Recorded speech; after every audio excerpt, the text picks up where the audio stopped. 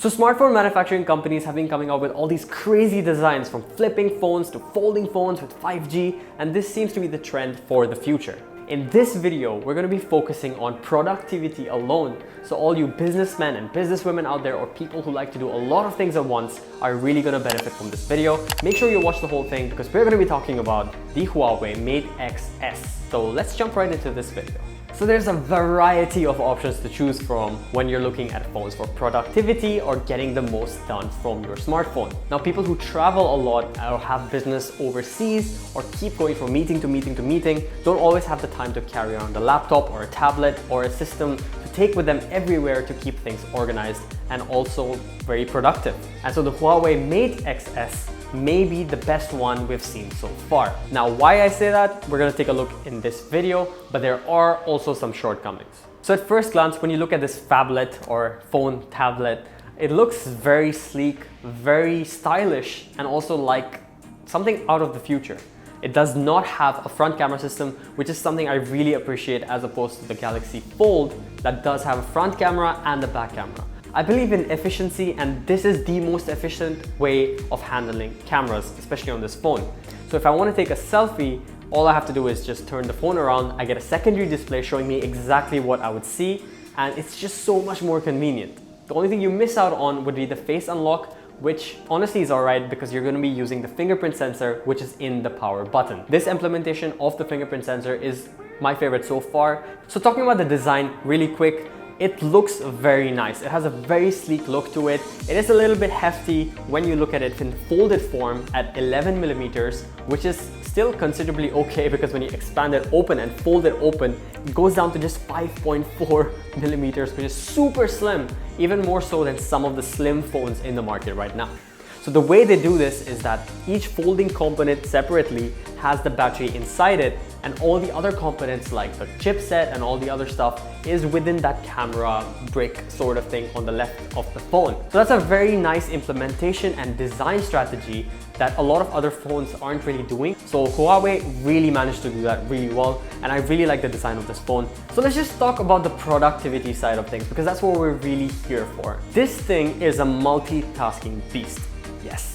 The greatest thing about this is the fact that you can multitask up to 3 applications at the same time.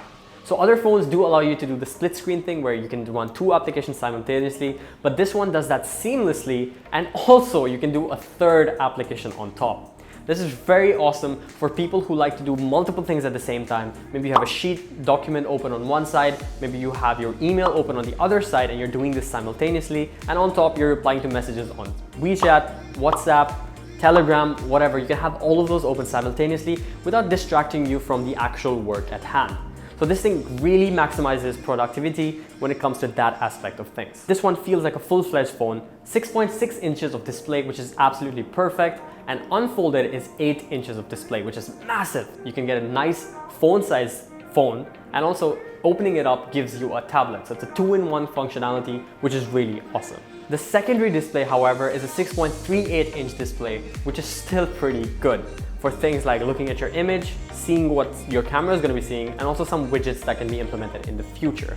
Speaking of widget, that comes down to the software side of things, and which is where Huawei is suffering slightly. So since Google's pullout from Huawei and not being able to get the Play Store and all those good things from Google and Android on Huawei, it's relying heavily on their own softwares. Now, a lot of people don't really mind the Huawei software. A lot of people really like the Huawei software. A lot of people really don't like the Huawei software.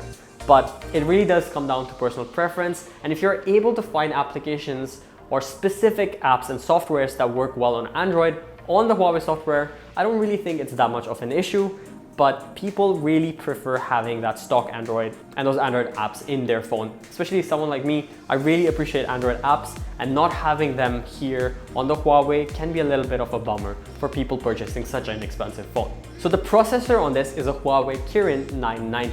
Now this is a very decent processor. It isn't the greatest of all time, but it's a very strong sustainable process that allows you to do up to 3 apps in multitasking. The RAM on this phone is going to be 8 GB of RAM, which is to me a little bit of a disappointment. I feel like if you're spending that much money on a phone, you should have at least 12 GB of RAM. It can run games really well. As you guys can see, it's got this like adaptive feature to it. If you're running a game with the phone mode and then you expand up to the tab mode, you don't have to stop the game. It doesn't pause the game. It doesn't have any issues there. The continuity is just perfect. But in other games, it can be a little bit of a disadvantage because it crops in sort of. You miss out on some details on the sides. So a lot of things are very preferential. If you're watching YouTube videos, you can watch them on a bigger screen, but the crop factor is a little bit annoying. So honestly, it's all coming down to personal preference, and having that bigger screen, bigger processor, it works really well, but I wish the RAM would have been 12 GB for what you're paying for. So the Huawei Mate Xs also supports 5G connectivity, which is really great. The speed is fast and the responsiveness is perfect for future and longevity. When it comes down to comparing it with the S20 Ultra, for example, which is the newer flagship from Samsung that does support 5G, the RAM on the S20 Ultra is 12 GB and the RAM on this is 8 GB. However, this is twice the price of that one. The software that's going to be running is EMUI 10.0.1, which is based on Android 10.0. So Android 11 is coming out soon. We're going to see how this complements that very soon. The storage on this starts from 512 GB, which makes a lot of sense because you're going to be spending that much money and using it for productivity. Minimum should be 512. It is also expandable by 256 GBs, which is really great for people who like a lot of data and information on their phone. Looking at the cameras, Huawei has been doing really well with their camera systems. This one is no different. It has a Leica 40 megapixel camera, which is its main shooter, and it comes with 4 camera setup. So it has an ultra wide angle lens, a standard lens, which is a 40 megapixel, and also an 8 megapixel telephoto lens. In addition to that, it also has a 3D depth sensor for greater portraits and a lot more natural look and depth of field. As mentioned before, this camera system is replicated for the front and back because you're using the same module, which is one of my favorite features on this phone. The fact that if I'm taking a picture of you right now, I would be able to fold in the screen and you would be able to see yourself as a secondary display, so you can adjust your hair and fix your pose without me having to tell you what to do, so you can see yourself. And it's perfect for those kind of situations where you just want to take a picture of someone, but they keep saying, no, it's not good enough. So this way they can see that it's their problem and not yours. The battery life on this is 4,500 milliamp hours, which is pretty decent, but I feel like it could have been a little bit more. However, if you look at the distribution and how they've actually split up the cells between both the folding sides, 4,500 seems pretty decent to maintain that thinness to it when you unfold it. But at least a 5,000 in this generation would make a lot of sense, especially if you're using things like 3 apps at the same time and also 5G connectivity. However, luckily, it comes with the super fast charge, which is 55 watts of charging. You will be able to charge it up fairly quickly. So now, who is this phone really aimed for? Is it more of that novelty thing that you show off to your friends if you have a lot of money, like, hey, look, I have a folding phone? I don't think so. I think this is more dedicated to people who want to take good quality pictures, who want to be able to do productivity on the go. If you're traveling a lot and you want to manage and sort your documents and be able to retrieve information and manage multiple things at the same time, be able to open a plethora of apps at the same time, and just feel like you're on the go but have your workstation everywhere you go, the Huawei Mate Xs makes a lot of sense and is a major upgrade over the previous generation. The device itself does look really awesome. All the features do seem very appealing, and it has probably been the best version of a folding phone I've personally seen so far. But the lack of Google services can be a little bit of an issue and a hurdle for people purchasing this phone. But when it comes to productivity, this thing is really shining.